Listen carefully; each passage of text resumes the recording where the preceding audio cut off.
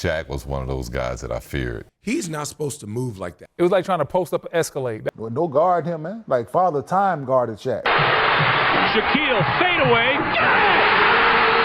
Prime Shaq was in a league of his own, a force that few could even comprehend, let alone stop. At his peak, he was a wrecking ball, a combination of power, size, and skill that made him a nightmare for every defender. He didn't just impose his will during games, he literally changed the rules of it.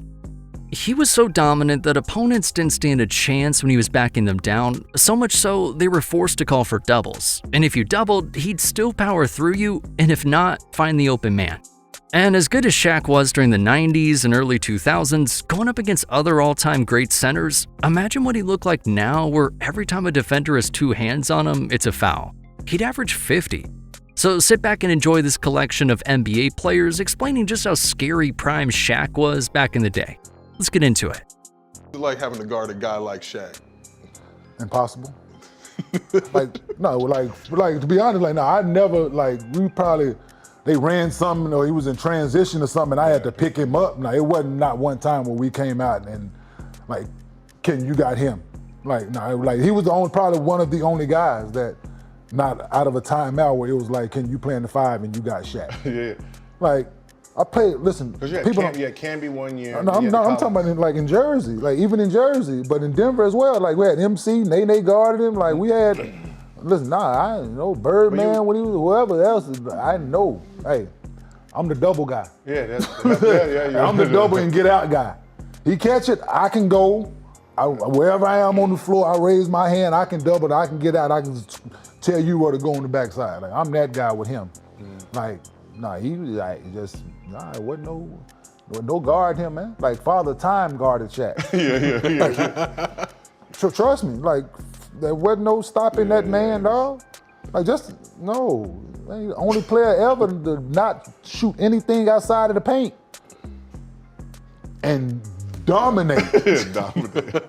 Just think about it. They put a zone in. They put rules in, not zone. They put the zone in. Like what's it called? Dislodging rules, like all because of him, man.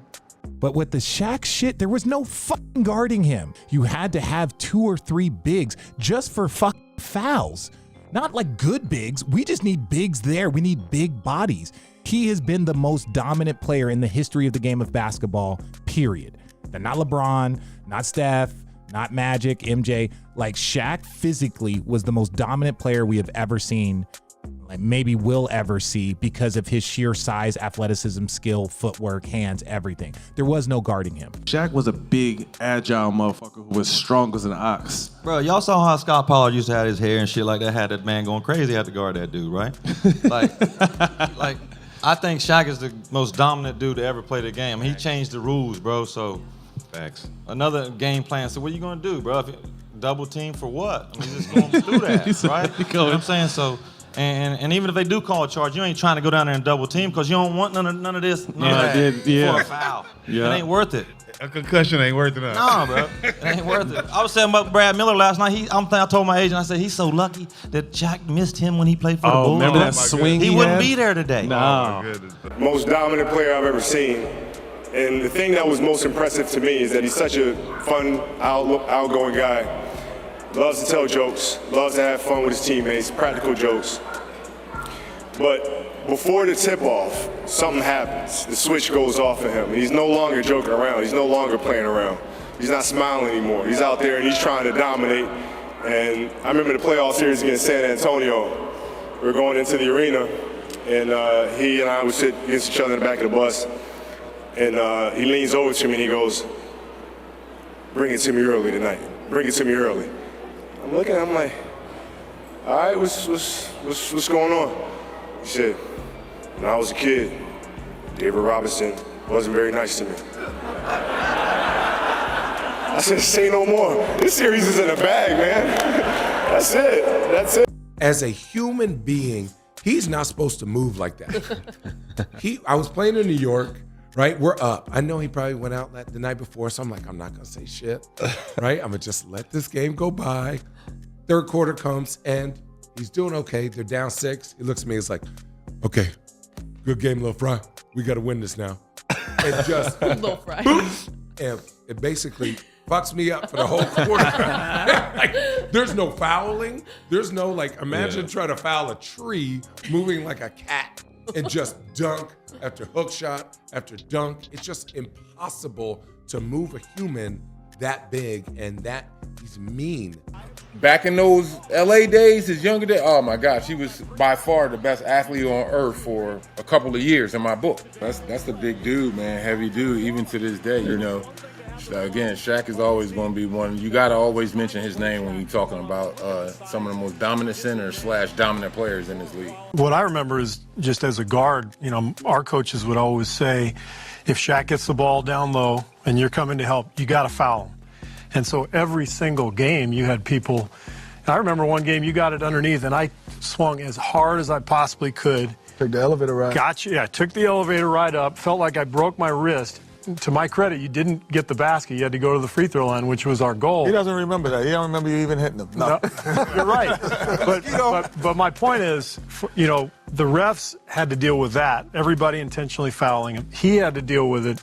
I think things could have gotten a lot worse if he hadn't been composed and able to deal with all of it. You know, I didn't fear too many players during my career, but Shaq was one of those guys that I feared. And the fact that you had to come down and double team on him, he had the speed, the power, the spins. He was just a very difficult guy for us to defend as a team. Not for me as an individual, but I had to come down and double team. Yeah. And that was almost worse than guarding him because he was swinging with his arms. He had a and temper. Shaq was never, he had a temper, but you know what?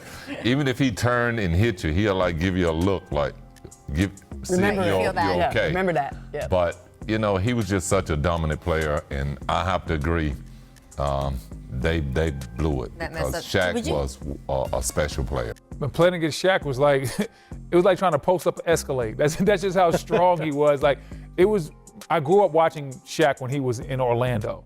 And as a kid, I idolized him. I just saw his game, and he was flashy, flamboyant, and he was a force to be reckoned with. And then going out there, having a chance to compete against him was truly special. But then at the same time, I actually had to go out there and compete against him, and you saw that strength of that ferocity that he played with because he was trying to dunk every single time. Just how much did he dominate not only a game, but your game plan as an opponent? The game plan is crazy because, rest in peace, Kobe, the game plan always started with Shaq because he was so dominant at that time. So even though Kobe was dominant, it was all about, hey, how do we stop Shaq? What do we do on his rolls, his deep post-ups? Where is the double team coming from? If we front, how quickly is the weak side going to get over there? Because Shaq was one of those guys that once he established position down low, there was literally nothing you could do. You were the most physically intimidating person in our league for 15 years. So when whoever you hit got hit once, they felt it and they never came back. That means every time you were coming, every time you're coming now, they're not there. That's an easier shot. You hit them one time, they're going to feel it. Look, I will say this. As many times as we all, because we've all come down and doubled you or had to play you at some point in time, got hit, I'm surprised you didn't kill all of us.